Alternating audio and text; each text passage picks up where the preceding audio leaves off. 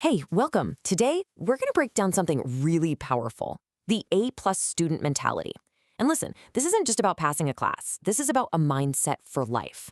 It's the idea that success, whether it's in an exam or, just about anywhere else, isn't some accident. It's a recipe. There's a real science to it. And we're about to lay out the blueprint.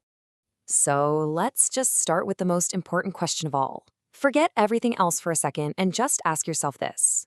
How hungry are you?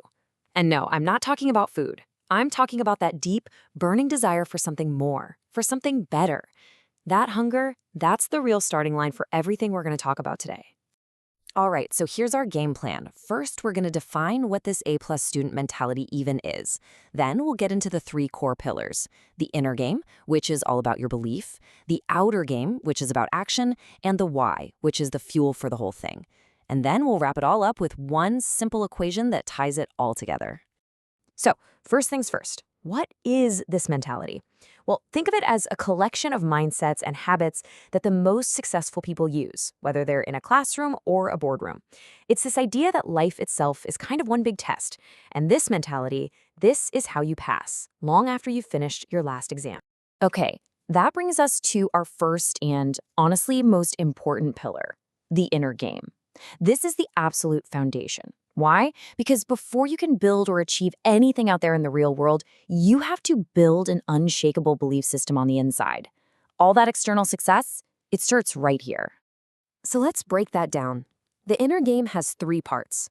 First, self-awareness. That's the humility to know you're always a student, you're always learning. Next up is unconditional self-belief. This is that quiet, rock-solid confidence that you are capable, even on the days you don't feel like it. And finally, vision. This is being able to see your future self succeeding, like it's a movie playing in your head. And look, that vision part, that's everything. It's not enough to just want it, you have to see it. The source material talks about this amazing exercise. Imagine you could get a phone call from your future self, the you who's already done it, already passed the test, already living the life. If you could just listen in for a second, what would they say back to you? The first thing you'd hear? It'd probably be this: thank you for not giving up. They're thanking you for pushing through on those late nights, for every single moment you wanted to quit but chose to go just one more round. And then you'd hear, thank you for not being depressed. Thank you for fighting those mental battles nobody else could see. Thank you for winning the war inside your own head, for getting out of bed when it felt impossible. That victory mattered. And maybe the most powerful thing you'd hear is this: thank you for not allowing the brokenness to eat your progress. Thank you for refusing to let your past dictate your future. That right there is the heart of the inner game. Okay, so once you've got that inner world sorted, it's time to build on it. That's pillar 2, the outer game. This is where all that vision and belief gets turned into real-world, tangible action. Because let's be honest, belief without work is just a daydream. And this is where we have to talk about a super important difference: motivation versus discipline. See, motivation is the spark. It's awesome. It gets you started. But it fades. Discipline is the engine. It's what keeps you going day in and day out, especially when that spark is long gone. I love this quote because it puts it so perfectly. The future you want isn't free. It's not handed to you. It's expensive. And the only currency that's accepted is discipline. Every day you show up, you're making a deposit on that future. So what does that actually look like day to day? Well, it means having a goal to outwork everybody. It means being allergic to average. I mean, literally allergic, where good enough just isn't good enough. It means staying consistent, especially when you don't feel like it. And maybe most importantly, it means being resilient, loving to see failure not as an ending, but as feedback. But here's the thing.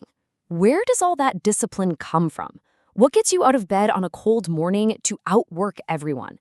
That leads us straight to the third pillar, your why. This is the deep emotional core, the reason that makes all the sacrifice completely non-negotiable.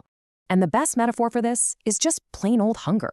You know that feeling, that discomfort, that weakness, that burning desire to eat? Now, just take that feeling and apply it to your life. The discomfort with where you are, coupled with an intense desire for something more. So let me ask you, what are you truly hungry for? So what's your why? What's the deep hunger that's going to fuel you? Is it turning the pain from your past into progress for your future? Is it being the one to finally break a cycle of poverty in your family? Or maybe it's as simple and as profound as proving to yourself once and for all that you are enough. Whatever it is, you've got to find it. That's your fuel. Okay, so we've got the inner game of belief, the outer game of action, and the why that drives it all. Now, let's tie it all together with one simple master principle that connects everything. Here it is. The whole thing comes down to this. Behavior follows belief. That's it. It's that simple. If you find yourself not doing the work, if your actions aren't lining up with your goals, the problem isn't that you're lazy. The problem is that deep down on a core level, you don't truly believe it's possible yet. When you truly believe, the behavior just follows. And so that leaves us with the only question that really matters. And it's not what you say you believe or what you wish you believed. The real question is, what do your actions say you believe? Because your actions never lie. They're a perfect reflection of your deepest truths. So, what do you truly believe?